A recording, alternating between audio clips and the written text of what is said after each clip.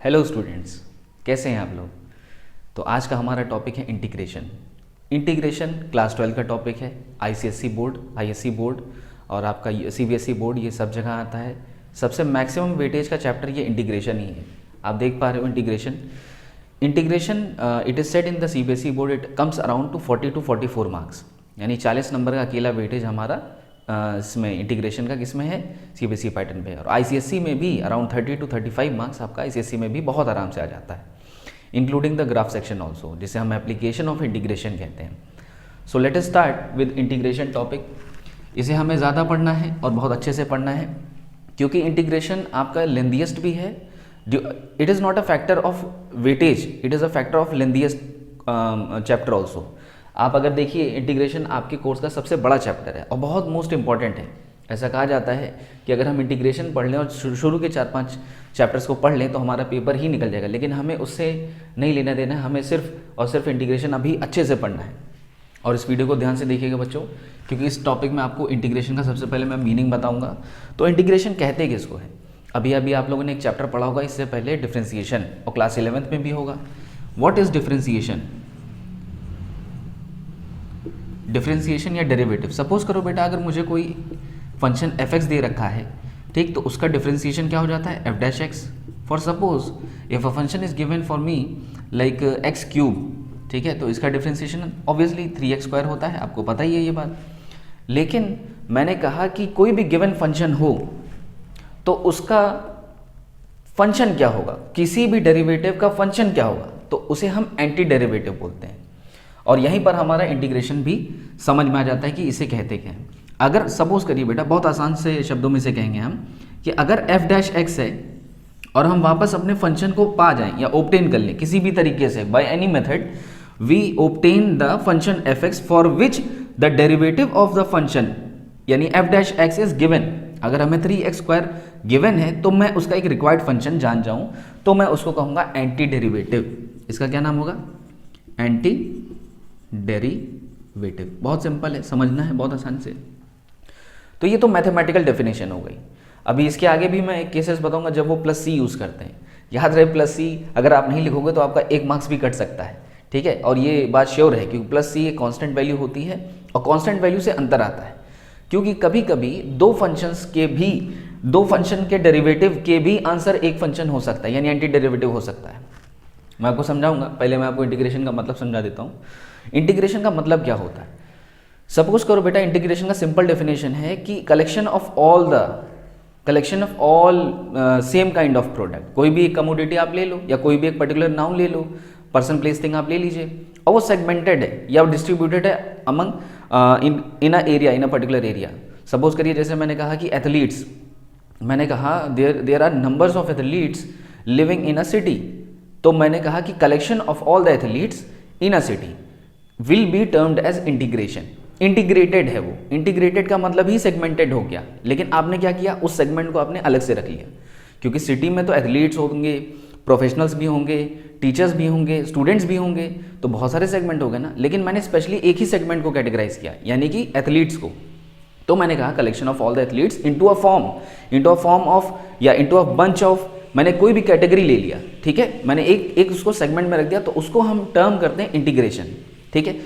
Integration को हम इस तरह से भी इस्तेमाल कर सकते हैं कि अगर हमारे पास, केमिस्ट्री की भाषा में मॉलिक्यूल्स देखते हैं कि अगर हमारे पास एक गिवन रीजन में कोई एक मॉलिक्यूल दिया हुआ है या सर्टेन नंबर ऑफ मॉलिक्यूल्स एक गिवन एरिया में गिवन है, तो हम लार्ज स्केल पर कितना हो जाएगा वो भी हम इंटीग्रेशन के एप्लीकेशन से जान जाते हैं।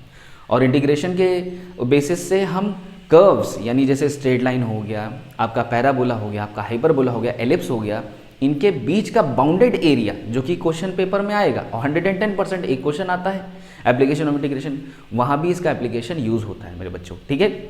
तो इंटीग्रेशन का आई गेस सबको डेफिनेशन पता चल गया होगा।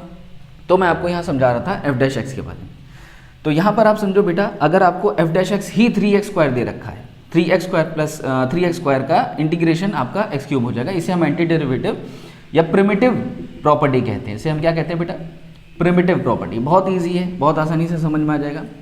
अच्छा आप लोग बताओ, अगर मैंने सपोज करो एक फंक्शन लिया f(x), सेम मैं ले लेता हूँ बेटा x³ + 3, राइट, और मैंने एक gx फंक्शन लिया, मानते हो जीएस का फंक्शन मैंने लिया सपोज करो एक्स क्यूब प्लस मैंने कहा इसको ले लेते हैं हम लोग √2, ठीक है, करेक्ट है। तो अब आप लोग बताओ इसका एफ डैश एक्स कितना होगा, यानी कि डिफरेंशिएशन कितना होगा भाई। तो ये हो जाएगा मेरे पास 3x², करेक्ट। और इसका डिफरेंशिएशन क्या होगा एफ डैश एक्स का, इसका हो जाएगा 3x², क्योंकि हमें बहुत अच्छे से पता है कांस्टेंट वैल्यू का डिफरेंशिएशन क्या होता है, 0 होता है, तो हम इसे लिखेंगे ही नहीं, बहुत सिंपल है। सिर्फ हमें किसे कंसिडर करना है x³, यानी हम डिफरेंशिएट सिर्फ विद रिस्पेक्ट टू x ही कर सकते हैं ना, because it is a function of x। Simple है, हम सिर्फ x के ही टर्म्स में इसको डिफरेंशिएट करते हैं। डिफरेंशिएशन कैसे होता है, d/dx ऑफ x⁴n का डिफरेंशिएशन होता है nx⁴n−1। सो अगर मैं इसको डिफरेंशिएट कर रहा हूँ तो d/dx ऑफ x³, तो ये हो जाएगा 3x², या फिर 3 आगे लिख लो, x पावर में 3−1 यानी कि 3x⁴ आ रहा है सेम। और कांस्टेंट का क्या होता है बेटा, कांस्टेंट का हमेशा 0 होता है। तो आप देखिए ध्यान से, ये आपका g' x है बेटा, क्योंकि मैंने फंक्शन तो gx लिया ना, तो इसका डिफरेंशिएशन g' x हो जाएगा। तो आप लोग बताओ क्या fx और gx बराबर हैं, नहीं है, लेकिन f'(x) और g'(x) बराबर हैं, बिल्कुल है सर, ये दोनों बराबर आप देख पा रहे हो। तो पता क्या चला बेटा कि हमें fx और gx को बराबर करने के लिए हमें एक कांस्टेंट वैल्यू प्लस करनी पड़ेगी, आइदर तुम यहाँ प्लस कर दो या तो यहाँ प्लस कर दो, समझ में आ रही बात। इसीलिए हम या तो एक प्लस सी यहाँ कर दो आप, या तो प्लस सी, यानी सी से तो डिफरेंस हो जाएगा ना बेटा, तो सी से डिफरेंस हो गया तुम्हारा। अब समझ में आई बात कि हम प्लस सी क्यों लिखते हैं, ये भ्रम टूटा आपको। ये कांस्टेंट वैल्यू यानी आर्बिट्री वैल्यू देता है जिस पर इनके एंटी डेरिवेटिव की वैल्यू चेंज हो जाए, समझ रहे हो। दो फंक्शन अलग लेकिन उसके डिफरेंशिएशन सेम आ सकते हैं। सो वी विल, अगर मैं एंटी डेरिवेटिव वापस घूम के आऊं क्वेश्चन पर, एंटी डेरिवेटिव जिसका नाम इंटीग्रेशन है, इसी का नाम इंटीग्रेशन है बेटा। इंटीग्रल लिख लो या इंटीग्रेशन लिख लो, नीचे नजर आ रहा होगा, ये देखिए आप लोग, इसे हम एंटी डेरिवेटिव और इंटीग्रल बोलते हैं। क्लियर है, समझ में आ गई बात। तो अब आप समझो, सीधी बात, बहुत आसान है कि किसी भी दो फंक्शन अलग फंक्शंस के डिफरेंशिएशन सेम हो सकते हैं, but when you find out the anti derivative, मतलब कोई भी ऐसा प्रोसेस करो जिससे हम वापस अपना फंक्शन पा जाए with including the arbitrary value. Why so, because this arbitrary value makes the difference. ये डिफरेंस पैदा करेगा, क्यों डिफरेंस करेगा, ताकि हमारा एक पर्टिकुलर फंक्शन का वैल्यू ही हमें डेरिवेटिव मिल जाए। बहुत आसान है। तो प्लस सी का क्राइटेरिया हमें, मुझे लगता है आप लोगों को समझ में आ गया होगा। तो ये कॉन्सेप्ट था इंटीग्रेशन का। मैं आपको डिफरेंशिएशन लिखा तो हूं, लेकिन इससे जो एंटी डेरिवेटिव आप पा रहे हो उस प्रोसेस का नाम, मैं बार बार बोल रहा हूं ना कि बेटा ऐसा कोई प्रोसेस बताओ जिससे एंटी डेरिवेटिव मिल जाए तुम्हें, तो उसी को हम, उस प्रोसेस को हम इंटीग्रेशन बोलते हैं, ठीक। और इंटीग्रेशन का साइन होता है हमारे पास कुछ ऐसा, समझ में आ गई बात। अब हम अपना चैप्टर शुरू करेंगे, तो अभी मैं कुछ फॉर्मूले लिखाऊंगा, उसको आप ध्यान से देखना। तो आई होप आपको डेफिनेशन यानी कि लिटरल डेफिनेशन भी पता चल गया होगा, और मैथमेटिकल टर्म्स में इंटीग्रेशन कहते किसे हैं वो भी पता चल गया होगा। और मैंने जो 2-3 एप्लीकेशन आपको बताए हैं, that is also a must. You should know what are you doing and why are you doing. आपको पता होना चाहिए कि इंटीग्रेशन का काम क्या है, और इंटीग्रेशन बहुत अच्छा टॉपिक है समझने के लिए भी और अप्लाई भी करने के लिए, ठीक है। तो मैं अभी फॉर्मूले लिखवाता हूँ।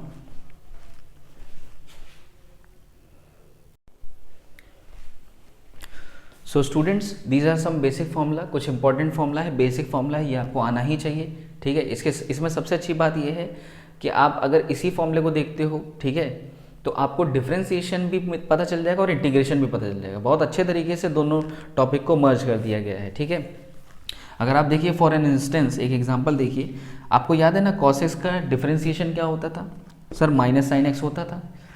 तो यहाँ तो माइनस है नहीं, तो माइनस साइन यहाँ ट्रांसफर कर दिया ना, इसीलिए। यानी इंटीग्रेशन ऑफ साइन एक्स, या ऐसा बोल सकते हो आप एंटी डेरिवेटिव, इधर वाला कॉलम जो है यानी LHS वाला, लेफ्ट हैंड साइड वाला जो कॉलम है, उसे हम कहते हैं एंटी डेरिवेटिव। क्या कहते हैं बच्चों, एंटी डेरिवेटिव। और इधर वाला क्या कहते हैं, डेरिवेटिव। ये सब क्या है, इनके डेरिवेटिव होंगे, ठीक है। बात समझ में आ गई। एंटी डेरिवेटिव, डेरिवेटिव यानी इसका डिफरेंशिएशन जब करोगे तो तुम्हें ये मिलेगा, और इसका जब इंटीग्रेशन करोगे तो तुम्हें ये मिलेगा। इसे एंटी डेरिवेटिव डेरिवेटिव बोल देते हैं। तो बच्चों यहाँ पर देखिए x to the power n का इंटीग्रेशन क्या होता है, x to the power n plus one upon n plus one plus C, and c I told you c is an arbitrary value for the function which makes the difference, जिसका हमें एक definite value मालूम होना चाहिए, जिसके एक number घटते हैं, ठीक है। 1 अपॉन एक्स का integration log x, e to power x का integration e to power x upon log a, e to power x का डिफरेंशिएशन भी इंटीग्रेशन भी सेम होता है, आपको पता है, e to power x sine x का इंटीग्रेशन माइनस कॉस एक्स का integration sine x, sec square x का integration tan x, cos x square x का इंटीग्रेशन माइनस कॉट एक्स, सेक एक्स टेन एक्स का integration sec x, cosec x cot x का integration minus cosec x. तो ये आपके कुछ basic formula हैं, जल्दी से इसको अपनी कॉपी में लिख लो, और डेरिवेटिव एंटी डेरिवेटिव भी इसको समझ सकते हो, ये फॉर्मूला आपके लिए बहुत इंपॉर्टेंट है, ठीक है। So just note it down, इस पर मैं क्वेश्चन कराऊंगा आपको, ठीक है। वन थिंग मोर, इसमें आपको इंटीग्रेशन कराते वक्त ये मत सोचना, और हाँ इसमें से जो कुछ भी आएगा अभी जो मैं कराऊंगा वो 2 to 3 मार्क्स के लिए बहुत इंपॉर्टेंट है, शॉर्ट के लिए बहुत इंपॉर्टेंट है, कभी कभी अब तो एमसीक्यू पे भी आएगा क्वेश्चन, तो उसके लिए भी बहुत इंपॉर्टेंट है। टर्म वन जिन्होंने दिया है अभी पिछले साल, उनको खूब पता होगा कि इसकी अहमियत क्या होती है, क्लियर। दूसरी चीज़, आप सिर्फ इससे मत खुश हो जाइए कि आपको इंटीग्रेशन के फॉर्मूले आ गए तो बहुत आ गया, नहीं, इसके लिए आपको अलजेब्रा भी आना चाहिए थोड़ा बहुत, ठीक है। मैं बताऊंगा एक एक करके, जहाँ जहाँ क्वेश्चन आए वहाँ मैं एक्सटर्नली आपको अलजेब्रिक फॉर्मूला बताऊंगा। जैसे ए क्यूब माइनस बी क्यूब एक फॉर्मूला होता है, अब अभी पूछा जाए बेटा ए स्क्वायर माइनस बी स्क्वायर, अब झट से बता दोगे सर ए माइनस बी प्लस बी, लेकिन अगर क्या हो, अगर आपसे पूछा जाए ए क्यूब माइनस बी क्यूब, तो आपको बुक पलटनी पड़ेगी ना, बहुत अच्छी बात है, आपको याद भी होगा, बहुत से बच्चों को याद होता है। ए माइनस बी एक ब्रैकेट में, दूसरे ब्रैकेट में A square plus A B plus B square, ये होता है A cube minus B cube का फॉर्मूला। तो इसके लिए आपको थोड़ा बहुत अलजेब्रा की प्रैक्टिस होनी चाहिए, तो इसको आप नोट डाउन कर लीजिए, फिर मैं क्वेश्चन कराता हूँ।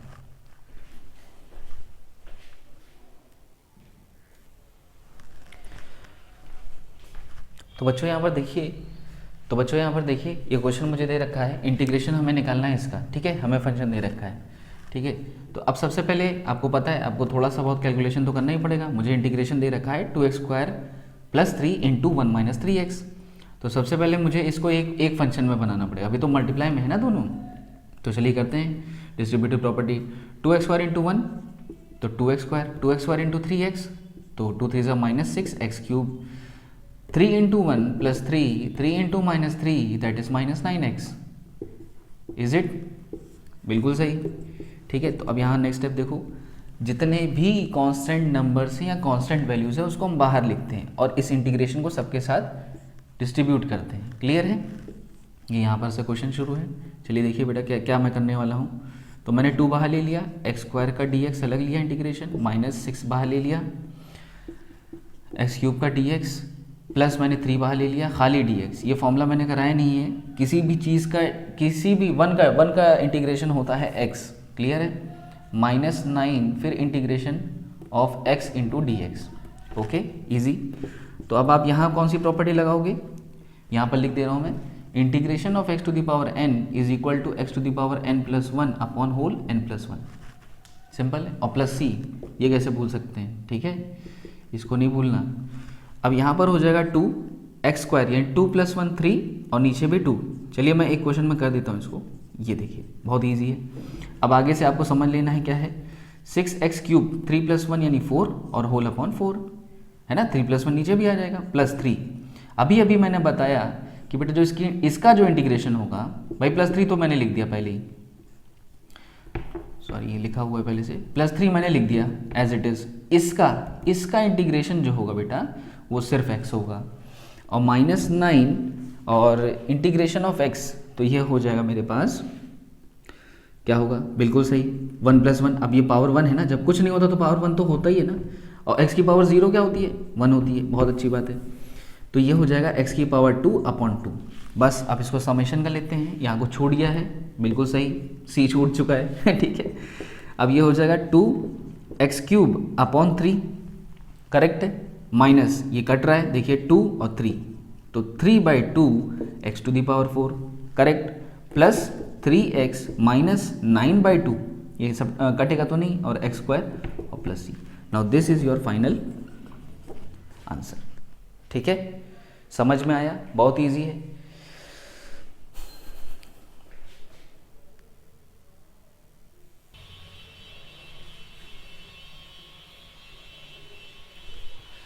ये देखिए बेटा, एक क्वेश्चन मेरे पास और आया है। अब इसमें ट्रिग्नोमेट्री लगी है, ये भी बहुत अच्छा क्वेश्चन है।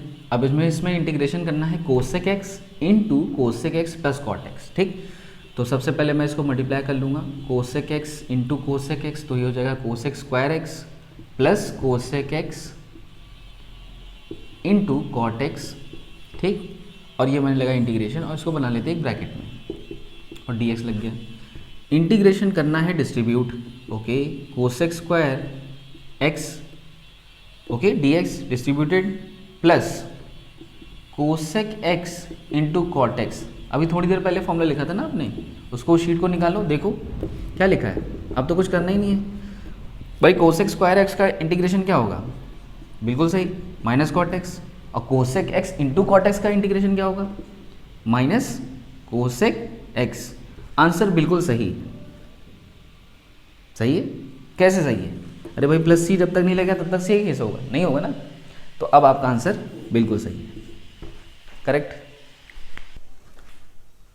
तो बच्चों यहाँ पर एक क्वेश्चन देखिए मेरे पास है, sign square x upon 1 plus cos x, ठीक है।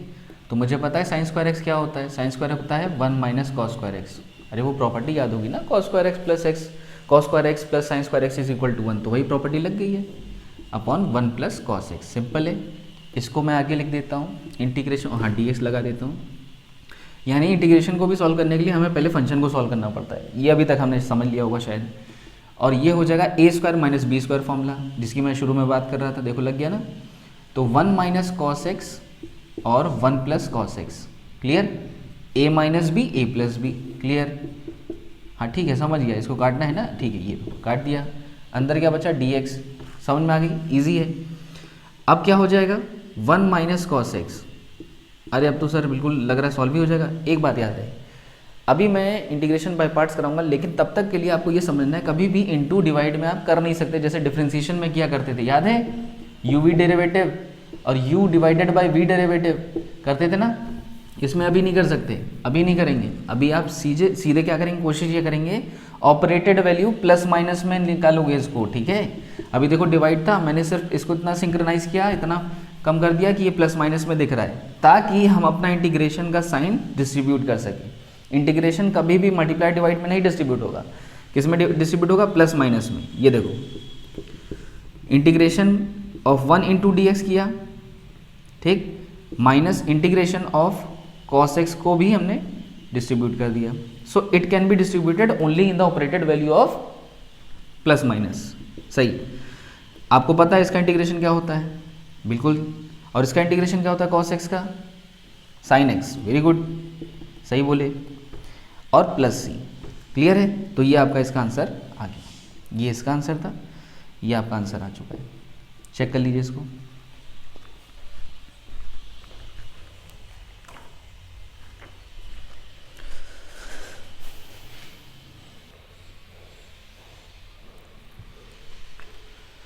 तो बेटा देखिए यहाँ पर मेरे पास एक क्वेश्चन और है, ठीक है। ये थोड़ा सा इस तरह से दिख रहा है, sign 3x into sine 4x। देखने में तो पता चला होगा दो फंक्शन अलग अलग दे रखे हैं, काश ये डिफ्रेंसिएशन होता तो यू वी डेरिवेटिव लग जाता है इसमें प्रॉपर्टी।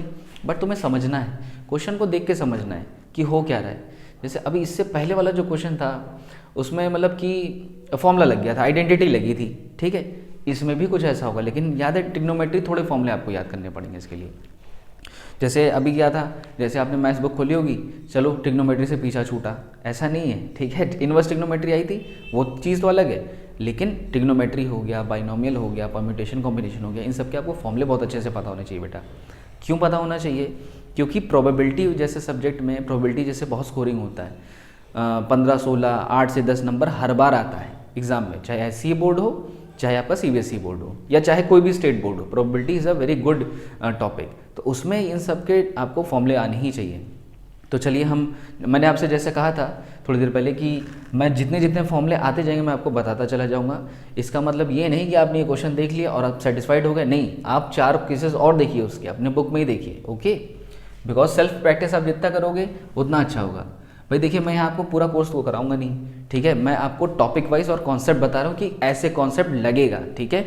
अब अगर आपको पूरा ही देखना है तो आप बहुत से कंटेंट्स हैं उसमें देख सकते हैं, लेकिन मैं आपको सिर्फ और सिर्फ कॉन्सेप्ट बता रहा हूँ, ठीक है। Only you are the one who can help you, ठीक है, आप ही सिर्फ अपनी मदद कर सकते हो और कोई नहीं कर सकता। ठीक है, तो आप पहले डिटरमाइंड हो जाइए कि आपको करना है, कॉन्सेप्ट समझना है, और कॉन्सेप्ट समझने के बाद 4 कॉन्सेप्ट अपने आपको बुक में भी देखना है अपने से। ठीक है, तो देखिए ये कॉन्सेप्ट है लगा हुआ, चलिए देखते हैं।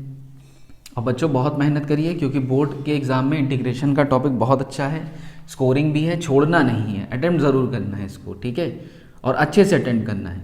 तो साइन ए इंटू साइन बी, ठीक है, तो मैं यहाँ मुझे कुछ एडिशन सब्ट्रैक्शन प्लस माइनस नहीं, मतलब कि मुझे कुछ जोड़ना भी है, कुछ हटाना भी है, कुछ घटाना भी है, ये मुझे करना पड़ेगा। क्वेश्चन को ऐसा फ्रेम करो कि मुझे कुछ नज़र आए, यानी कुछ फॉर्मूला नज़र आने लग जाए।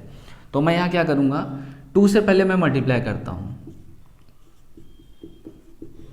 ये क्या होगा, क्वेश्चन चेंज हो गया, नहीं क्वेश्चन नहीं, और 1/2 से डिवाइड भी करता हूँ। अब तो सही है ना, जब 2 बाहर लेके आओगे तो 2 कट जाएगा।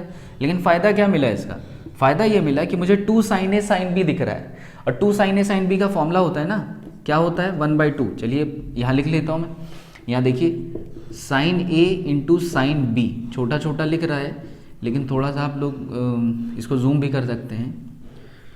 2 sin a sin b का फॉर्मूला क्या हो जाएगा, sin a plus b into नहीं आपका plus sine a minus b. Simple है, ये फॉर्मूला आपका हो जाएगा। 2 sin a sin b का formula sin a plus b plus sine a minus b. Now it is your work to find out 3 more formulas, है ना, sin a sin b, sin a cos b, cos a cos b और cos a sin b। अब आपका काम है कि इसको फॉर्मूले ढूंढो, समझ लो, कॉन्सेप्ट बताना मेरा काम है। कॉन्सेप्ट सिर्फ मैं बताऊंगा कि आपको बेटा ये कॉन्सेप्ट लग रहा है इसमें, लेकिन 4 कॉन्सेप्ट अपने से भी तो देखो, समझ लो। तो इसको मैं लिखे ही रहने दो, क्योंकि ये फॉर्मूला है। ठीक है, तो आप यहाँ देखिए, मैं फॉर्मूला लगाता हूँ, clear, sine a plus b. Now treat this as a and treat this as b। तो 3x प्लस 4x बेटा plus sine 3x minus 4x। बहुत इंटरेस्टिंग है मैथ्स, अगर समझ के चढ़ोगे तो बहुत कुछ समझ में आएगा। और ये लग गया मेरा dx, इंपॉर्टेंट थिंग है। ठीक, साइन a प्लस बी कितना हो गया बेटा, साइन 7x, बहुत अच्छी बात है, plus sine 3x minus 4x, sine minus x, तो साइन माइनस x यानी माइनस साइन x, तो ये प्लस माइनस क्या बन जाएगा, माइनस साइन x। अब यहाँ एक कॉन्सेप्ट और बेटा, कॉन्सेप्ट बताते बताते चलना है, समझना है। भाई साइन 7x आ रहा है, सर साइन x का तो डिफरेंशिएशन पता है, माइनस कॉस x होता है। ठीक है, बिल्कुल बहुत अच्छी बात है, माइनस कॉस x होगा। लेकिन साइन 7x का डिफरेंशिएशन, तो यहाँ पर एक रूल होता है, जब हम इंटीग्रेशन निकालते हैं साइन mx का, ठीक, तो ये cos obviously minus cos mx तो बन जाएगा, लेकिन ये जो वैल्यू है कांस्टेंट डिग्री के साथ लगी हुई या रेडियन के साथ लगी हुई, वो नीचे आ जाएगी सीधा, समझ गए। ये भी एक आपका कॉन्सेप्ट है। तो यहाँ पर क्या हो जाएगा, जो बताया वही हो जाएगा। साइन का इंटीग्रेशन तो कॉस होता है, वो भी नेगेटिव का, ठीक, लेकिन डिवाइड में 7 आ गया। ये इंटीग्रेशन है बेटा, और ये ब्रैकेट है, और साइन एक्स का इंटीग्रेशन वापस क्या आ जाएगा, minus cos x. Now this minus and this minus will become plus, clear है, और प्लस सी सबसे इंपॉर्टेंट पूरे क्वेश्चन में सबसे इंपॉर्टेंट ये था, प्लस सी। ये ना हो तो आंसर अधूरा। आप पता सोचो कि बच्चे ने पूरा सही किया हो और सी ना लिखा हो तो गलत हो जाएगा ना, 1 नंबर गए, कितना अफसोस करेगा। तो इसीलिए प्लस सी लिख के जरूर आना, 1/2। अब ये क्या हो जाएगा, एलसीएम ले लेते हैं सीधे सीधे। तो मुझे दिखाई पड़ रहा है minus cos 7x plus cos x, हाँ 7 कॉस एक्स, एलसीएम लिया है ना, 7 कॉस एक्स, और ये 7 जा करके डिवाइड, चलो 7 डिवाइड करने से अच्छा यहाँ मैं 7 2 14 कर देता हूँ ना, तो ये 14 हो गया। और ये एक सिंपल ब्रैकेट हम बनाएंगे और प्लस सी। यहाँ आप अपने मन से कुछ भी कर लो, 7 cos x minus cos 7x कर लो, वो भी चलेगा, या ये भी चलेगा, कोई इशू नहीं है। ये आपका आंसर आ गया, ठीक है। लगा इंटरेस्टिंग है तो लगेगा ही। देखिए साइन ए बी था, बस 2 लगाया, 2 मल्टीप्लाई डिवाइड किया, क्योंकि कुछ एक्स्ट्रा लगाना है, कुछ एक्स्ट्रा हटाना है। ये आपको सेटिस्फाई कर देगा, इक्वेशन आपकी सेफ है। बस आपको फॉर्मूला दिखा, आपने लगाया, फिर आपको इंटीग्रेशन अगर पता है, फॉर्मूला पता है तो आप पुट कर दोगे, और प्लस सी लगाना नहीं भूलना है हमको। तो टॉपिक समझ में आया बहुत अच्छे से। अब नेक्स्ट वीडियो में मैं इससे एडवांस की चीज़ें कराऊंगा, ठीक है। उसके लिए तैयार है ना, टिल देन आप प्रैक्टिस करो। जैसे ही नेक्स्ट आपकी लेक्चर होगी उसमें आप देखोगे कि थोड़े हम इंटीग्रेशन के आगे जा रहे हैं, ठीक है। लेकिन अब आपका काम है कि अब आपको कॉन्सेप्ट देखने हैं। जो कुछ ना समझ में आए तो आप कमेंट बॉक्स में जा करके मुझसे पूछ सकते हो। आप अगर आपको कोई भी इशू हो किसी भी क्वेश्चन में तो आप बिल्कुल फील फ्री करो, मुझसे पूछ सकते हो, ऐसा कोई इशू नहीं है, मेरा रिप्लाई आएगा भी। ठीक है, तो इस क्वेश्चन को कर लीजिए आप लोग।